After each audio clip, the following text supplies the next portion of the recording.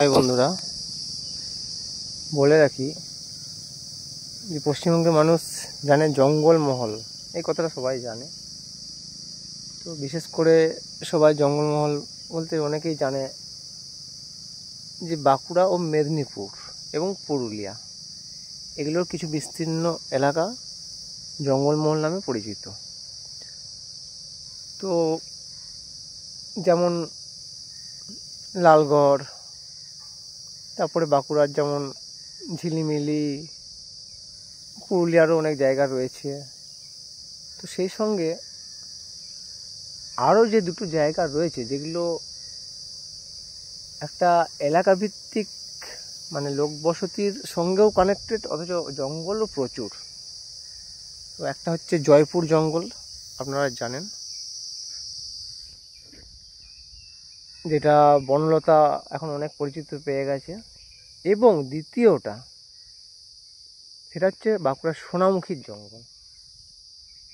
তো সোনামুখীর জঙ্গলে অন্যান্য জঙ্গল এরিয়ার থেকে একটা আলাদা মাত্রা রয়েছে, কারণ অন্যান্য যে জঙ্গলগুলি রয়েছে সেই জঙ্গলগুলিতে লোকবসতি খুবই কম, বা হয়তো একটা মানে গ্রাম্য পরিবেশ পাবেন অবশ্যই, কিন্তু একটা সব কিছু সুবিধা ফেসিলিটি রয়েছে, তার সঙ্গে আবার এত জঙ্গল, এটা একমাত্র সোনামুখীতেই। কারণ একটা টাউন, একটা মিউনিসিপ্যালিটি এরিয়া, তার সঙ্গেই আবার কানেক্টেড এই জঙ্গল, সোনামুখীর জঙ্গল, বাঁকুড়ার সোনামুখী। তো প্রাচীন এই শহরের যেমন অন্যান্য কালী কার্তিক পুজো থেকে শুরু করে মহোৎসব, রামনবমীর দিন, এগুলোর একটা সুখ্যাতি রয়েছে। তার সঙ্গেও এই জঙ্গল, এই যে আপনারা দেখতে পাচ্ছেন, দেখুন এই ভিতরে গেলে আরও জুম করেই দেখাচ্ছি, ভিতর দিকে গেলে এখানে আরও ওইদিকে যদি যান আরও গভীর জঙ্গল রয়েছে। এবং প্রায় সময়ই এই জঙ্গলে কিন্তু হাতির আনাগোনা রয়েছে। হ্যাঁ, ঠিকই শুনেছেন, হাতি। তো আমাদের সোনামুখী বা তার আশেপাশের মানুষদের কাছে হাতি জিনিসটা একটা কমন ব্যাপার হয়ে গেছে যদিও এখন, কারণ হাতি নিয়েই যেন সংসার। এখানে গ্রামের যারা জঙ্গল এরিয়ার গ্রামের মানুষরা রয়েছে, সে যত রাতই হোক তারা ওই রাতে জঙ্গলের মধ্যে দিয়েই তারা যাওয়া আসা করে, সে ভয়ে আর তাদেরকে কাজ করে না হাতির, কিন্তু খুব রিস্ক থাকে অবশ্যই। এবং এই জঙ্গলটা শুরু হয়েছে সোনামুখী টাউনের শেষ থেকে বলা যায়, মানে শেষও বলা যায় না, মানে স্টেশন এবং কলেজ দুটো পাশেই জঙ্গল, মানে দুটো একই হয়েছে, এদিকে টাউন এদিকে জঙ্গল।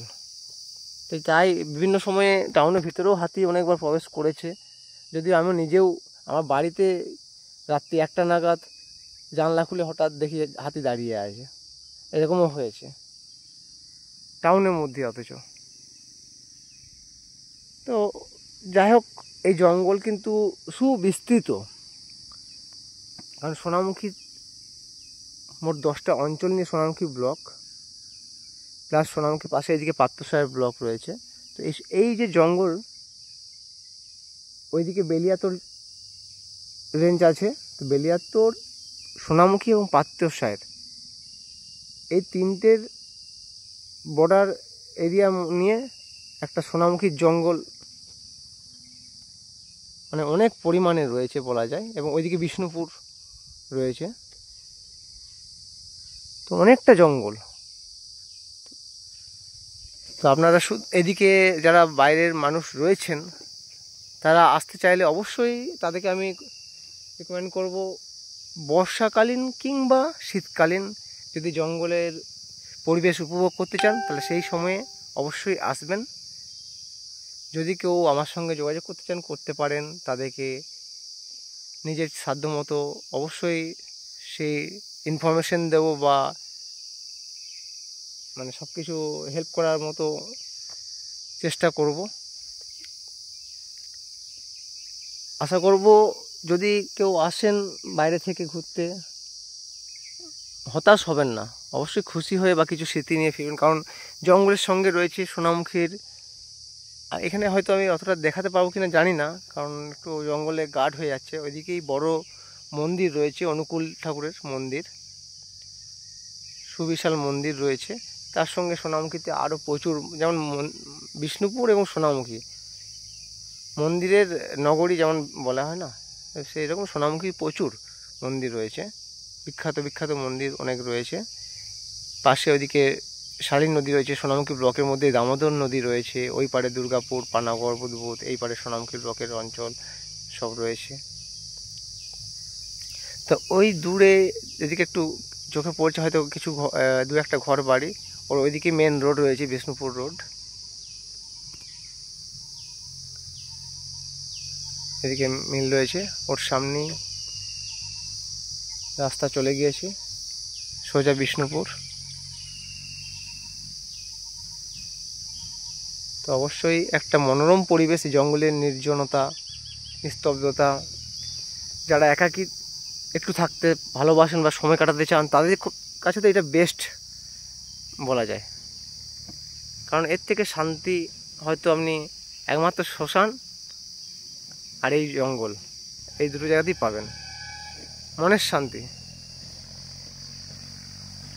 মানসিক শান্তি পাওয়ার জন্য এই জঙ্গলের পরিবেশকে উপভোগ করতেই পারেন।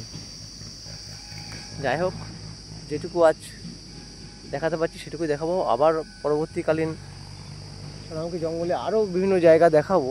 এটা তো শুধু এইটুকু বলা যায়, মানে এখনও কিছুই দেখেননি, সামান্য এই জঙ্গলটা।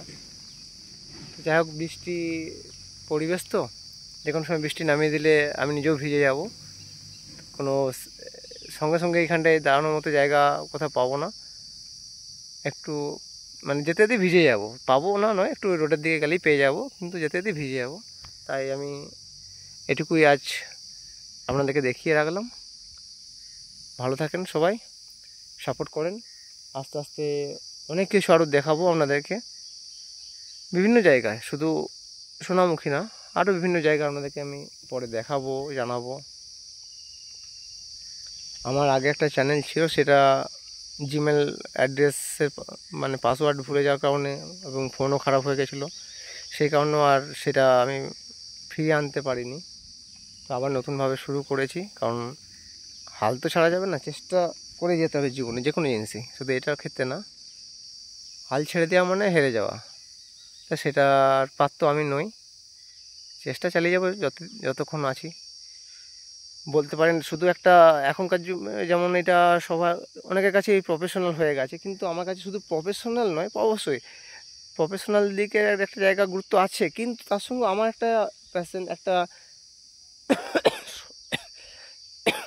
শখও বলতে পারেন।